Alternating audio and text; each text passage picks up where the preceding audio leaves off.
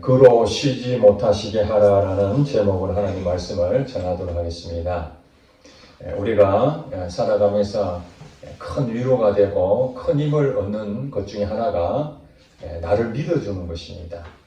나를 믿어줄 때에 얼마나 큰 용기가 나는지 모릅니다. 속마음을 다 털어놓고 허물이 있지만 그걸 감싸줄 수 있는 정말 나를 믿어주는 그 사이, 절친이라고 그러지 않습니까? 절친. 우리 인생 살면서 절친이 한 명 정도는 있으면 참 좋지 않겠습니까? 그리고 엄청 친하다 해서 요즘은 또 엄친이라고도 말합니다. 나를 믿어준다는 것, 정말 큰 힘이 된다는 사실입니다. 특별히 우리 일터, 직장에 다니신 분들은 우리 사장님이 나를 믿어줄 때 얼마나 마음이 기쁠까요? 또 우리 가정에서 남편이 나를 믿어줄 때, 아내가 나를 믿어줄 때, 내가 잘하고 못하고 그것 때문이 아니라 나 존재 자체를 그냥 같이 인정하고 믿어줄 때에 정말 없던 것도 힘이 생기지 않겠습니까? 마찬가지로 하나님께서는 나를 믿어주는가 하는 것입니다.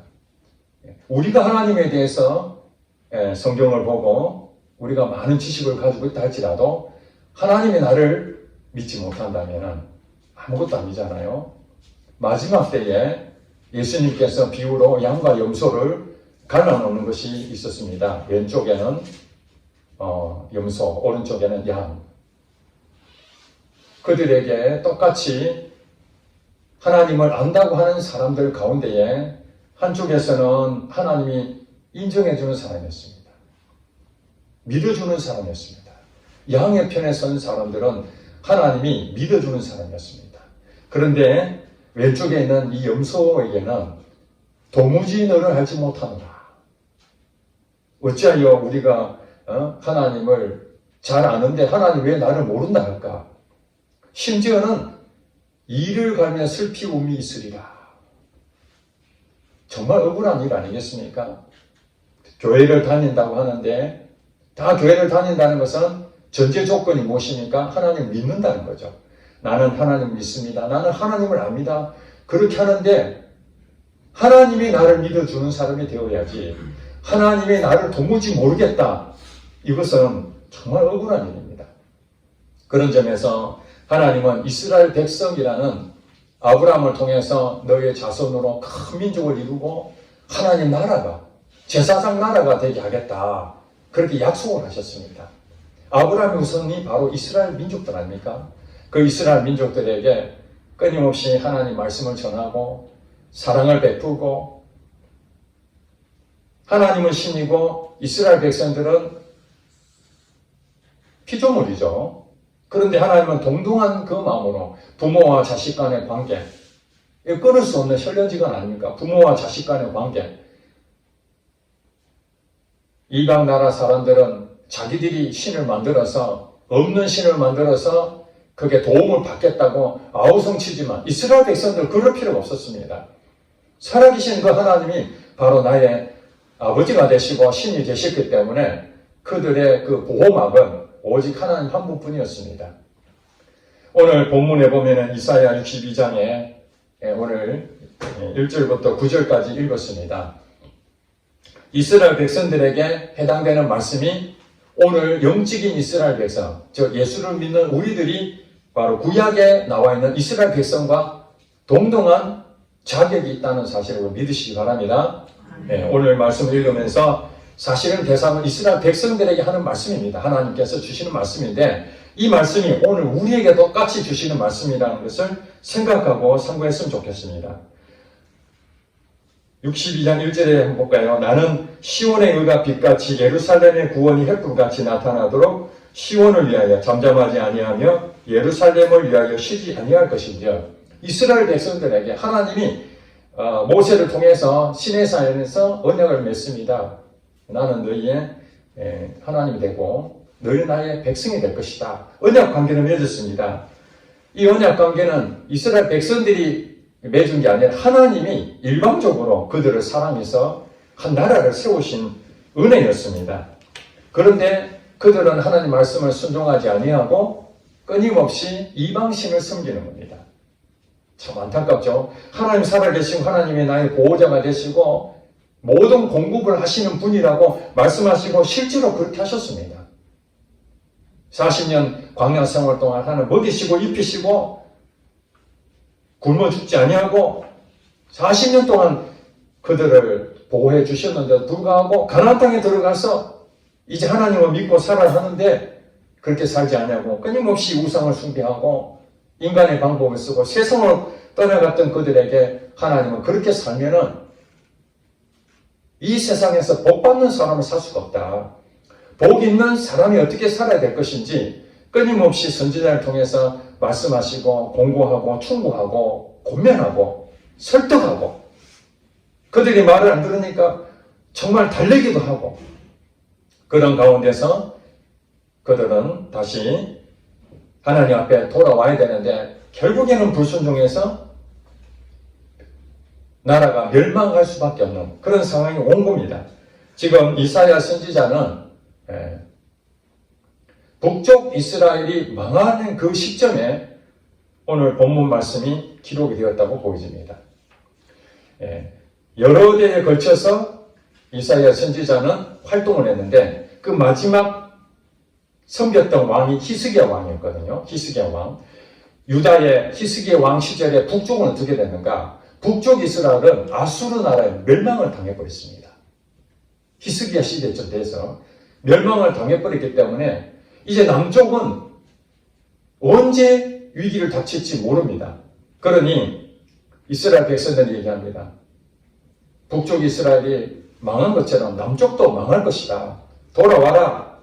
그렇게 끊임없이 경고하고 하지만은 하나님께서는 그럼에도 불구하고 너희들이 나라를 잃어버릴 수도 있지만은 그러나 내가 너희들을 절망 가운데에 이제 나는 아무것도 할 수 없구나. 하나님이 더 떠난 거 아닌가 하는 그 마음에 이사야 선지자는 다시 구원의 메시지를 하게 된 것입니다.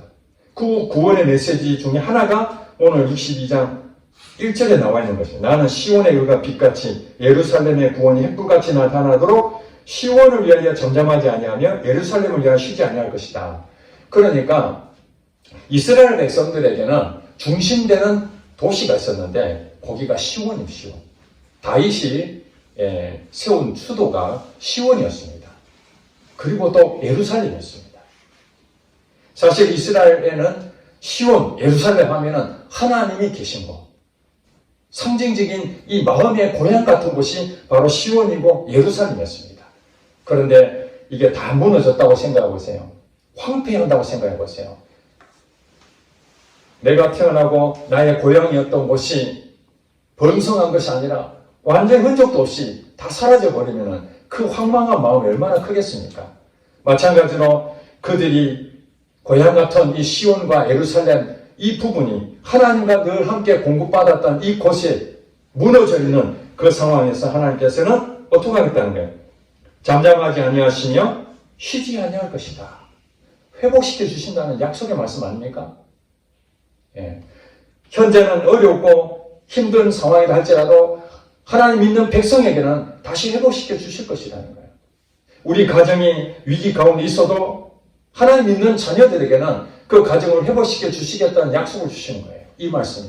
잠잠하지 아니하겠다. 내가 쉬지 아니하겠다. 하나님 믿는 백성은 망하지 않는다는 그 말씀을 하시는 것입니다. 그리고 2절에 보니까 이방 나라들이 너의 공의를 뭇 왕이 다 너의 영광을 볼 것이요. 이방 나라, 예수 안 믿는 사람들이 우리 하는 모습들을 보고 또 세상 왕들이 하나님 믿는 백성들의 하나님께 영광 돌리는 그 모습들을 보게 된다는 거예요. 반드시 그런 일이 생긴다는 거예요. 하나님 믿는 백성들에게는 내 안에 성령님이 계시기 때문에 그 성령의 인도함대로 받는 사람들은 복 있는 자리에 설 것이 분명하거든요. 복된 자리에 설 것이다. 그것을 예수 안 믿는 사람 보고 예수 믿지 않는 것과 예수 믿는 차이가 바로 그런 것이구나. 그렇게 드러나게 된다는 것입니다. 내가 드러나는 것이 아니라 하나님 그렇게 해주시겠다는 거예요. 약속의 말씀입니다. 그러면서 또 말씀하시기를 여기서 너는 하는 것은 이스라엘 백성들을 가리키는 것이고 오늘 우리에게 말씀하신 줄 믿으시기 바랍니다. 너는 여호와의 입으로 정하실 새 이름으로 일컬음이 될 것이다. 우리가 사람으로 태어나면 다 이름을 지어주죠. 동물들은 뭐 지금 강아지나 이런 경우는 이름을 지어주지만 돼지나 닭 뭐 이런 것들은 이름이 없잖아요. 그죠? 그냥 소는 소, 돼지면 돼지, 닭이면 닭, 그러죠? 이름이 없습니다. 그런 사람들은 태어나면은 다 출생할 때에 이름을 다 지어줍니다. 이름을 지어줄 때에 물론 개똥이, 말순이 뭐 이런 식으로 우리 옛날 분들은 그냥 아무렇게나 지어주는 것처럼 보이는 참 듣기에 촌스러운 이름들이 참 많았습니다. 그러나 정말 그 자녀가 태어날 때에 이름을 지을 때 얼마나 고민하겠습니까? 이 아이의 이름을 정말 훌륭한 인물이 되게 해달라고 어떤 그 한자의 뜻을 보면은 참 기가 막힌 이름들을 다 지어주잖아요. 그 정성을 담겨서 이름을 지어줍니다. 그 사람을 존중하기 때문에 그렇습니다.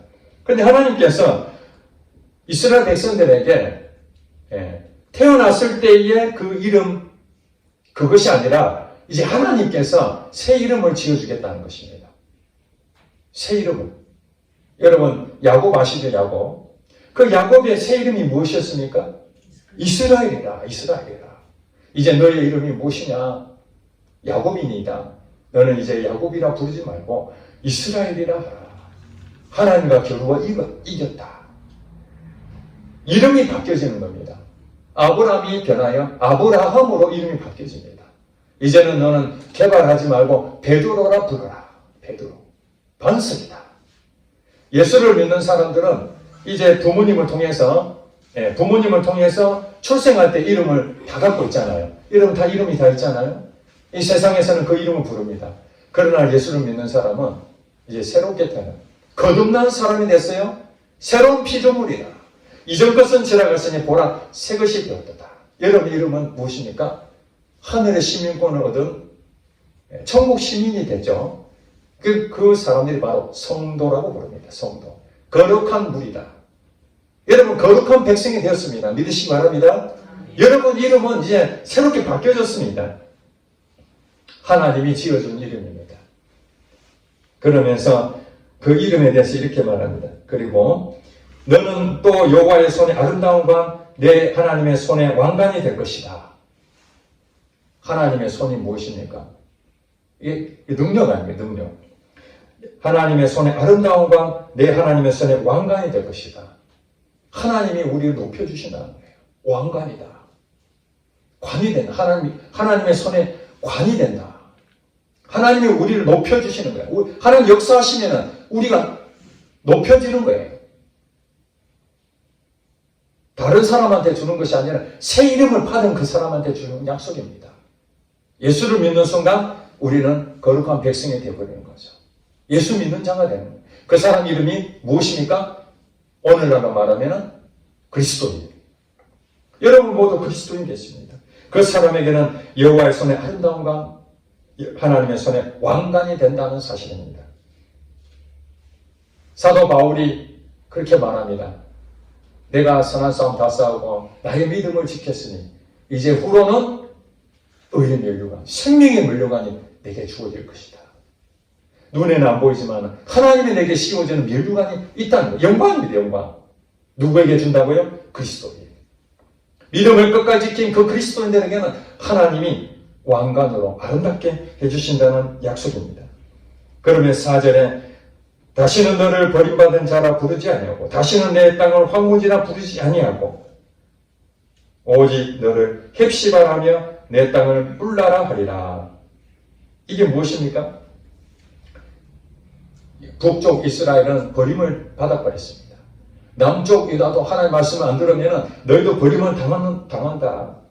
그리고 그 땅이 황폐해 버린다는 그것은 아무것도 남는 게 없는 것이죠. 우리가 열심히 노력해도 그것은 아무것도 없는 겁니다. 그렇지만 하나님께서 그리스도인이라고 부르는 우리에게 하나님 언약의 약속을 받았던 그 이스라엘 백성들에게 주시는 말씀이 너를 버림받은 자라 부르지 아니한다. 즉 말해서 무슨 말입니까? 세상 사람들은 버림을 당하게 할지라도 하나님은 그 버림받은 백성이라 할지라도 다시 회복시켜 주신다는 거예요. 그리고 다시는 이 땅을 황무지라 부르지 아니하고 그 땅을 경작시켜 주신다는 거예요. 황무지는 아무것도 없습니다. 노력해도 남는 게 하나도 없습니다. 그러면서 이름을 또 지어주죠. 오직 너를 뭐라고 한다고요? 헵시바. 헵시바 뜻이 무엇입니까? 나의 기쁨이 그에게 있다. 하나님 기쁨이 여러분에게 있다는 거예요. 그 다음에 뿔라. 내 땅을 뿔라라. 뿔라가 무슨 뜻입니까? 결혼한 여자를 뿔라라고 부른다고 합니다. 여기에 대해서 바로 이어서 설명합니다. 이는 이렇게 시작합니다. 이는 다 같이 읽어보면 시작. 여호와께서 너를 기뻐하실 것이며 내 땅이 결혼한 것처럼 될 것이니라. 헵시바와 뿔라에 대해서 설명하기를 여호와께서 너를 기뻐하실 것이며 내 땅이 결혼한 것처럼 될 것이니라. 하나님이 우리를 볼 때마다 정말 기뻐하신다는 것입니다. 하나님이 나를 믿어주지 않는다면 기뻐하시겠습니까? 여러분, 부모가 자식을 믿어줄 때에 자식이 어떤 일을 할 때 어떤 마음이 듭니까? 막 기쁨이 샘솟습니다. 오늘도 보니까 자녀들이 서울에서 기차 타고 여기까지 왔는데 엄마가 딸을 안아주면서 뭐 특별히 뭐 다른 건 없잖아요. 그냥 딸이 와서 그냥 안아주면서 기뻐하잖아요. 믿어주는 거잖아요. 믿어준다는 것이 얼마나 기쁜 일인지 모릅니다. 하나님께서 우리에게 헵시바다, 뿔라다 이렇게 말씀하셨다는 거예요. 뿔라라는 것은 결혼한 것처럼 될 것이다. 여러분, 신부가 결혼하게 되면 신랑을 얻는 기쁨이 얼마나 큽니까? 왜냐하면 신부 입장에 봤을 때 지금이야 뭐 맞벌이 하는 경우가 너무 많기 때문에 자급자족하지만 옛날에 신부는요, 결혼을 한다는 얘기는 나의 모든 것을 그 남편 되는 그 신랑으로부터 다 공급받는 거거든요. 자녀도 공급받고 물질도 공급받고 집안의 가문 모든 것을 다 공급받는 게 남편을 통해서 들어오는 겁니다. 그렇기 때문에 신부 입장에서 결혼한다는 것은 정말로 이거는 모든 걸 얻는 거예요. 신랑을 얻는 자체가 모든 걸 얻는 거예요. 만약에 처녀가 결혼을 못하고 있다. 이건 굉장히 불행한 일이에요. 불행한 일. 요즘 말고요. 옛날에. 요즘은 결혼 안 하는 것이 뭐 행복하다고 그러는데 옛날에는 신랑을 통해서 다 공급받거든요. 그래서 5절에 보니까 다시 설명한 마치 청년이 처녀와 결혼한 것 같다. 반대로 청년은 처녀를 얻을 때에 신부를 얻으면 나의 모든 사랑하는 것을 여러 가지 있겠지만 신부를 얻는 것은 그게 전부거든요. 남자에게 가장 중요한 것은 신부를 얻는 것입니다. 신랑. 하나님께서는 청년, 신랑으로 표현하고 있고 예수 믿는 사람들, 이스라엘 백성들을 신부로 표현하고 있습니다. 서로 좋은 일이죠. 관계가 그렇다는 거예요.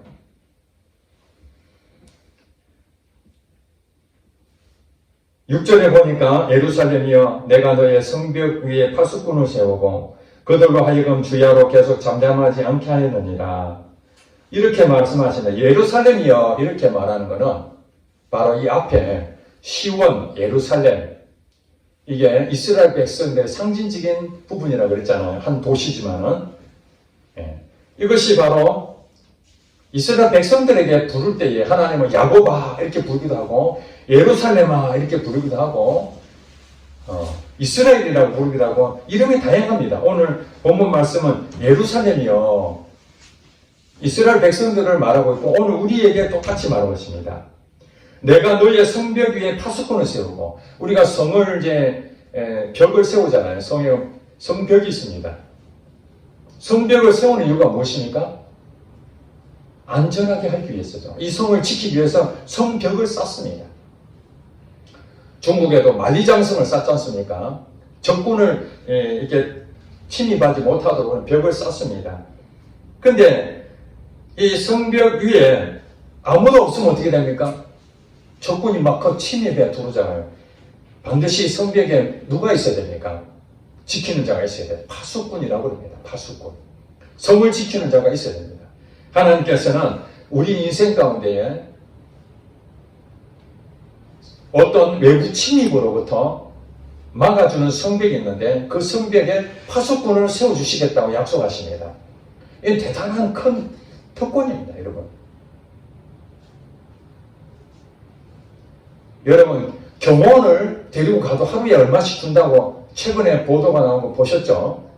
무리를 일으키면 사기꾼이라고 그렇게 말하고 있는데 그것을 자기의 신분을 과시하기 위해서 경호원을 하고 썼는데 돈을 얼마나 줬다 그러는데 하나님께서는 돈도 필요 없이 우리 인생 가운데에 악한 영들을 통해서 수없이 넘어질 수밖에 없고 바른 길로 가지 못하고 엉뚱한 길로 가려고 할 때마다 하나님께서는 성벽 위에 파수꾼을 세우듯이 우리를 지켜주시겠다고 약속하십니다. 그들로 하여금 주야로 계속 잠잠하지 않게 하셨느니라. 파수꾼을 통해서 계속해서 잠잠하지 아니하고 눈동자처럼 지켜주고 계신다는 거예요. 자, 이 상황에서 이제 우리에게 주신 메시지가 있습니다. 하나님 지금 계속 말씀하시기를 너가 어려워도 내가 다 회복시켜 줄 것이다. 너가 성벽에 대해서 도대체 누가 이 성을 지켜주랴? 내가 다 파수꾼을 보내서 안전하게 지켜줄게. 너의 이름은 이제 그리스도인이야. 이 세상에 태어날 때 첫 번째 옛사람의 이름이 아니라 이제 새로운 피조물로 이름까지 다 지어줬습니다. 너는 나의 기뻐하는 자다. 나는 너를 믿어줄게. 하나님께서 우리에게 계속해서 말씀. 나는 너를 믿어준다. 나는 너를 믿는다. 그럴 때에 우리에게 주신 말씀입니다. 너희 여호와로 기억하시게 하는 자들아. 6절 마지막 절 보면 6절 끝부분에 보면 너희 여호와로 기억하시게 하는 자들아. 우리를 말하는 겁니다. 너희는 뭐라고 말합니까? 쉬지 말며. 자, 여기서 말하는 게 우리에게 이제 무언가 하나님께서 요구하시는 것이 있습니다. 이스라엘 백성들에게 예수를 믿는 우리에게 말씀하시는 한 가지가 있는데 그는 쉬지 말라 이렇게 말합니다. 쉬지 말라. 도대체 무엇을 쉬지 말라고 그랬을까요? 여러 가지 의미가 있습니다. 자, 그러고 난 다음에 7절에 연결해서 봐야 됩니다. 앞에 부분을 쉬지 말며라는 부분이 그 뒤에 부분하고 연결되어 있거든요. 다 같이 7절 한번 읽으면 시작. 또 여호와께서 예루살렘을 세워 세상에서 찬송을 받게 하시기까지 그로 쉬지 못하시게 하라. 이렇게 설명하고 있습니다. 여기서 보니까 여호와께서 예루살렘을 세웠다는 말이 무엇입니까? 예수 믿는 사람을 통해서 하나님은 영광을 받으시기 원하는 거예요. 찬송을 받으시기 원하시는 거예요. 우리를 지으신 목적이 하나님을 찬송하게 하려 하심이니라. 에베소서에 그렇게 말씀하신 것처럼 하나님은 우리를 선택해서 복 있는 사람으로 만드시고 우리를 믿어주시는 이유가 무엇입니까? 우리를 높은 자리에 올려주고 우리를 통해서 하나님 영광을 받으시기 원하신다는 것입니다. 자, 그렇게 될 때까지 우리는 뭐 해야 된다고요? 그로 쉬지 못하시게 하라는 거예요. 자, 두 가지죠. 하나는 너희는 쉬지 말며, 그리고 두 번째는 뭡니까? 하나님을 쉬지 못하시게 해라는 거예요. 여러분 이해가 되십니까? 무언가 계속 우리에게 행동을 요구하는 것이죠. 잠잠하면 안 되는 것이 있다는 것입니다. 그것이 무엇일까요? 시편 121편 4절에 보면요. 이스라엘을 지키시는 이가 졸지도 아니하시고 주무시지도 아니하시리로다. 이렇게 설명하고 있습니다. 이스라엘을 지키시는 이. 오늘 우리 예수 믿는 자죠. 예수 믿는 자는 하나님께서 졸지도 아니하시고 주무시지도 아니하신다. 그렇게 말씀했습니다. 하나님은 존다는 거예요. 일하신다는 거예요. 일하신다는 거예요. 졸지도 아니하시고 주무시지도 아니한다는 끊임없이 일하신다는 거예요. 이스라엘 지키시는 이가 그렇다는 거예요. 그런데 하나님께서는 계속 일하고 계십니다. 창세 때부터 지금까지 하나님은 졸지도 아니하시고 주무시지도 아니하시고 끊임없이 일하시는 분이십니다. 그런데 오늘 본문을 보니까 하나님 쉬지 못하시게 해라. 하나님 일하고 계시는데 우리가 쉬지 못하게 계속 하라는 이유가 무엇일까요? 이게 역설적인 얘기죠. 하나님의 본성이 무엇입니까? 일하시는 분이신 거예요. 여러분 잘 아셔야 됩니다. 하나님은 우리를 창조하시고 그냥 지금 하늘에서 푹 쉬고 계시는 게 아닙니다. 낮잠이나 주무시고 놀러 다니시고 정말해서 우리하고 아무 관계없이 자신의 볼일을 보신다는 것이 아니라는 거예요. 하나님은 우리하고 연결 짓고 있다는 거죠. 이 말씀이. 우리는 때로는 쉬어야 될 때가 있습니다. 탈진한다든지 정말 힘든 일이 생겼을 때는 쉬어가야 되죠. 우리 음악에도 노래를 작곡할 때 무조건 이렇게 음표가 있는 게 아니잖아요. 중간에 쉬는 게 있습니다.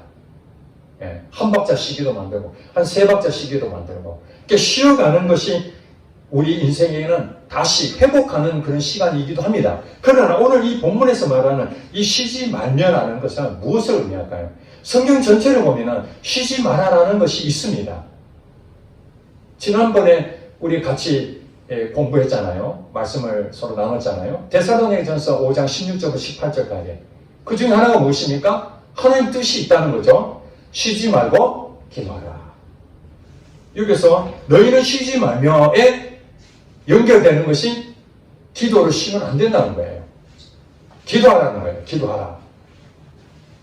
또 사무엘상에 보면은 사무엘 선지자가 중보기도하기를 쉬는 죄를 범치 아니하겠다. 기도를 쉰다는 것 자체가 죄라고 또 설명합니다. 기도는 쉬면 안 된다고 설명하고 있죠. 기도는 중단하면 안 되는 것입니다. 이스라엘 백성들은 하나님을 믿어주는 자였습니다. 하나님 복이 하늘로부터 다 쏟아진 겁니다. 이름도 받았습니다. 얼마나 감사한 일입니까? 그런데 그들에게 해야 될 일이 있다는 겁니다. 쉬지 말아야 될 것이 무엇입니까? 끊임없이 하나님한테 기도해야 된다는 것입니다. 하나님 앞에 기도해야 된다. 여러분, 누가복음 18장 예수님께서 기도할 때에 비유로 설명하잖아요. 한 과부가 억울한 일을 당해서 원한을 맺었습니다. 그래서 그 도시에 있는 재판장에 가서 계속 자기의 이 억울한 사정을 하소연합니다. 제가 이런 일을 당했습니다. 제발 좀 판결을 좀 해주세요. 고소를 하는데 이 재판장이 불의한 재판장이어서 귀담아 듣지 않습니다. 시큰둥합니다. 내 문제가 아니기 때문에. 그랬는데 이 과부가 밤낮 찾아와서 억울한 사정을 계속 하니까 이 불의한 재판관이 뭐라고 성경에서 말합니까? 귀찮아서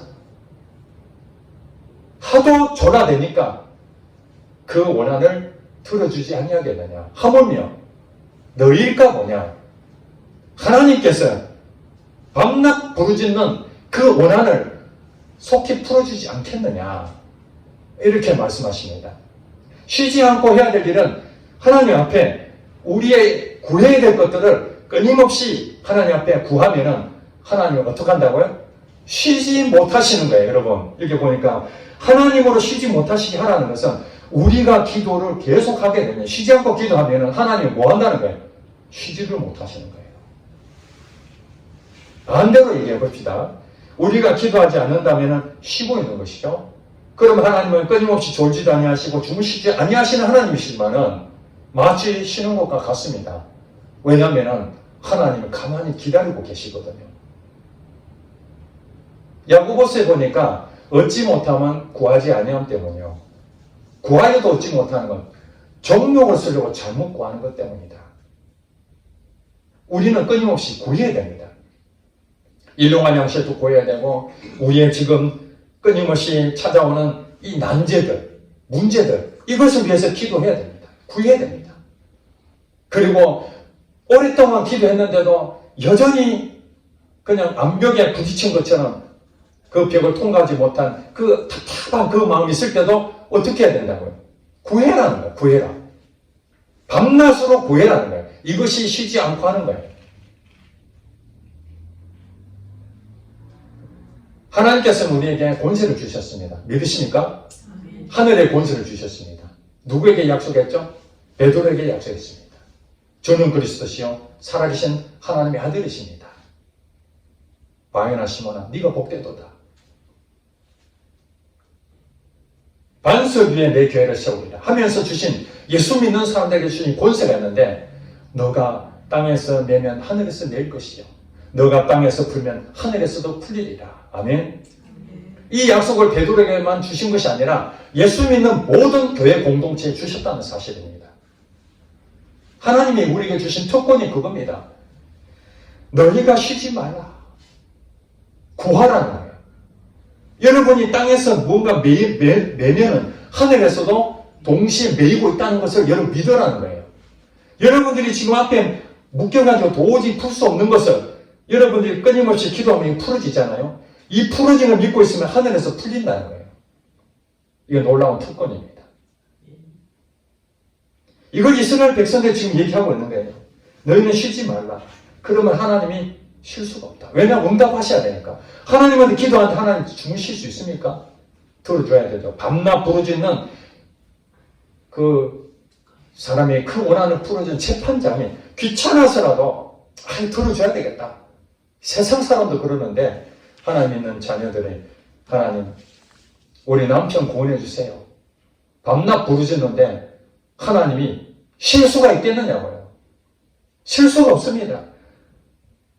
여러분 일터에 어려움이 생겨서 사장님이 나를 계속 힘들게 하고 또 우리 직장 상사가 내 동료가 또 회사 일이 참 힘든 일이 생길 때 여러분 고민하지 마시고 해야 될 게 무엇이면 하나님 다 주신다 하잖아요. 성벽 위에 파수꾼도 세워주시고 너 이름도 다 그리스도인 바꿔주시고 나는 너를 기뻐하는 자다. 우리에게 믿어준다고 그렇게 말하는데 여전히 고민하고 이렇게 된다는 것은 우리의 특권이 있는데 불구하고 쓰지를 않는다면 그게 무슨 소용이 있습니까? 무용지물 아닙니까? 만약에 우리 자녀들이 아빠 생신 축하해요 해서 수백만 원짜리 안마 의자를 제게 선물했다고 합시다. 지금은 아니고 앞으로 우리 자녀들이 재물의 능력을 하나님 받아서 여유가 생겼을 때 수백만 원짜리 안마 의자를 아빠 많이 힘드시죠? 그러면서 안마 의자를 줬습니다. 그 안마 의자를 통해서 그 자식이 준 사랑을 생각하면서 그 안마 의자를 열심히 써야 되지 않겠습니까? 그런데 그것을 포장도 뜯지 않냐고 한 방 저 구석에 처박아 놓고 있으면 자녀들이 와서 보고 야, 새 것을 그대로 잘 보관하고 계시네요. 이러겠습니까? 아빠, 이 안마 의자를 이대로 가지고 있으면 어떡합니까? 그것을 끊임없이 매일매일 사용하셔야 되죠. 하고 이 난감한 표정을 짓겠습니까? 제가 예전에 그런 일이 있었습니다. 언제인지 기억이 잘 안 나요. 제 생일날 신발을 하나 사다 줬습니다. 신발이 20몇만 원짜리입니다. 저는 시장에 가서 10,000원에서 20,000원짜리 그것이 제 수준에 딱 맞고 너무 편안해서 그걸 늘 신는데 자녀들이 정말 뜻을 모아서 20몇만 원짜리 이렇게 사주길래 그걸 1년 동안 거의 모시고 있었습니다. 그 자녀들이 왜 신지 않느냐, 아까워서 못 신겠다고 그랬어요. 그랬더니 결국에는 우리 큰애가 그걸 가져갔습니다. 그냥 안 신으니까 그냥 무용지물인 거예요. 마찬가지입니다. 하나님 우리에게 특권을 주셨습니다. 기도하라, 구하라, 그러면 주실 것이요. 찾으라, 찾을 것이요. 문을 두드리라, 열릴 것입니다. 구하는 자에게 성령을 주시지 않겠느냐. 저는 이 말씀이 너무나 희망이 되는 거예요. 제 능력으로는 아무리 해도 한계가 있는데 주신다니까. 하나님이 제한하실 분은 아니잖아요. 이 우주 만물을 창조하셨으니까 하나님 말씀하시면 다 될 것이라는 그 믿음이 생기는 거예요. 내 힘으로 안 되지만 성령이 역사하시면 된다고 하니까 구하는 하나님 성령과 능력을 기름부터 부으셔서 마귀로 눌린 이 사람들을 고쳐주시옵소서. 하나님 우리 성도들, 남편들 하나님께서 역사해 주셔서 주님 앞에 돌아오게 하여 주시옵소서. 우리 성도들 질병 가운데 그 질병이 다 사라지고 하나님 건강함을 주시옵소서. 나는 할 수 없지만 하나님 다 하실 수 있습니다. 하나님 이 교회를 12년 동안 지켜주셨는데 하나님 이 구미 땅에 41만의 영혼이 있습니다. 하나님 저는 이 41만의 영혼을 구원할 능력이 없지만은 머리떡 5개와 물고기 2마리로 남자만 5,000명 먹고도 12강주를 남겼다는 그 사실이 성경성에 기록된 그 사실이 오늘 현실도 일어날 것을 믿습니다. 나는 아무것도 아니지만 하나님 역사에 주시옵소서. 그렇게 과부가 날마다 구하는 것처럼 하나님이 쉬지 못하시게 제가 쉬지 않고 하는 게 오직 유일한 게 있다면 기도하고 있다는 것입니다. 여러분 자녀가 학교를 다니는데 공부하는 모습을 볼 때 얼마나 기뻐할까요? 저도 중고등학교 때 책상에서 공부를 하는데 물론 저도 놀기를 좋아합니다. 그런데 우리 부모님이 열심히 참 어려운 가운데서 그 노동일 세탁소를 했거든요.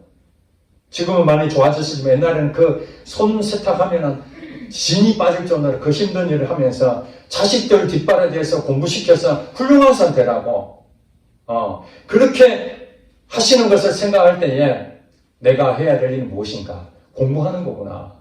그래서요 책상에 앉아가지고 그냥 공부해도 되는데 제가 그때 무슨 생각했는지 영어 공부하는데 영어를 막 열심히 막 큰 소리로 막 합니다. 그러면은 어머니 아버지가 그 소리 듣고 야 우리 아들 공부 열심히 하는구나. 앞으로 훌륭한 자가 되겠구나. 그런 생각이 들지 않겠습니까?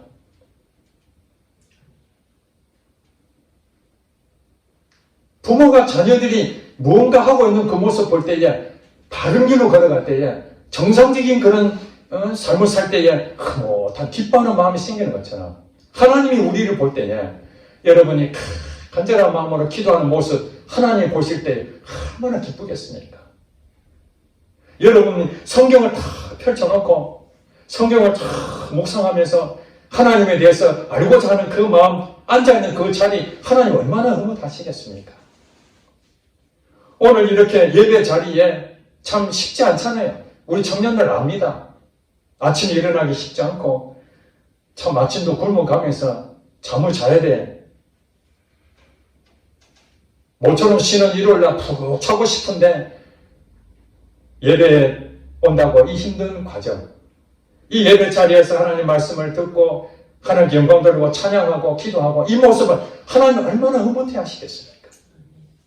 이런 사람들에게 복을 안 주고 누구에게 복을 주겠습니까? 복 있는 사람은 주야로 율법을 묵상합니다. 기도하는 사람, 하나님이 절대로 그 사람은 가만두지 않습니다. 역사하실 것입니다. 그 약속이 있습니까? 바로 이어서 말씀하잖아요. 7절에 8절 하나님이 쉬지 않고 응답하신 그 일을 8절 9절에 말합니다. 여호와께서 그 오른손 그 능력의 팔로 맹세하신 맹세. 여러분 쉬지 않고 기도하는 사람 하나님께서 쉬지 않고 일하실 것입니다. 그것을 맹세하십니다. 다 같이 읽어보면 시작. 내가 다시는 내 곡식을 내 원수들에게 양식으로 주지 아니하겠고 내가 수고하여 얻은 포도주를 이방인이 마시지 못하게 할 것인즉 오직 추수한 자가 그것을 먹고 나 여호와를 찬송할 것이요 거둔 자가 그것을 나의 성소들에서 마시리라 하셨느니라. 아멘. 자, 여기서 우리가 하는 일들을 원수들이 다 가져가 버리면 무슨 소용이 있습니까? 돈은 열심히 벌었는데 그냥 다 새버리는 거예요. 하나님 어떻게 하신다고요? 막아주겠다는 것입니다. 여러분 돈을 벌었는데 그 돈을 좋은 부분으로서 더 확대돼가지고 누르고 넘치도록 채워주시겠다 약속하시는 것입니다. 누구에게요? 쉬지 않고 기도하는 사람에게 하나님께서 일하신다는 거예요. 그리고 내가 다시는 너의 곡식을 너의 원수들에게 양식으로 주지 아니하겠고 네가 수고하여 얻은 포도주를 이방인이 마시게 못하게 할 것인즉 오직 추수한 자가 그것을 먹고 여러분이 하는 모든 것을 빼앗기지 않는다는 사실입니다. 여러분 일터의 축복을 받기 원하십니까? 여러분 쉬지 말고 기도하시기 바랍니다. 여러분 가정이 회복되기를 원하십니까? 믿음의 가정으로 세우지 원하십니까? 여러분 가정을 위해서 기도를 쉬지 마시기 바랍니다. 하나님 이 교회가 하나님 나라의 귀하게 쓰임받기를 원하십니까? 그렇다면 여러분 이 교회를 위해서 쉬지 말고 기도하셔야 됩니다. 그러면 하나님께서 여러분 일터를 하나님께서 일하실 것이고 여러분 가정의 일을 하실 것이고 이 교회의 일을 하실 것입니다. 여러분 인생 가운데서도 여러분 쉬지 마시고 끊임없이 기도하고 하나님 기뻐하시는 그 자리에 서 있다면 하나님은 절대로 졸지도 아니하시고 주무시지도 아니하시고 여러분들을 위해서 이 세상 떠날 때까지 열심으로 일하시는 분이십니다. 그것이 바로 예레미야 33장 2절 말씀 약속 아닙니까? 일을 행하시는 여호와, 그것을 만들며 성취하시는 여호와. 그러면서 우리에게 또 똑같이 말씀하시잖아요. 너는 내게 뭐라고요? 부르짖으라. 기도하라는 거예요. 구하라는 거예요. 쉬지 말고 부르짖으라. 그리하면 내가 응답하겠고, 하나님 일하신다는 거예요. 쉬지 않겠다는 거예요. 크고 은밀한 일을 너에게 보이리라. 여러분이 생각했던 그 꿈보다도 더 큰 것을 여러분 주실 줄로 믿습니다. 기도하겠습니다.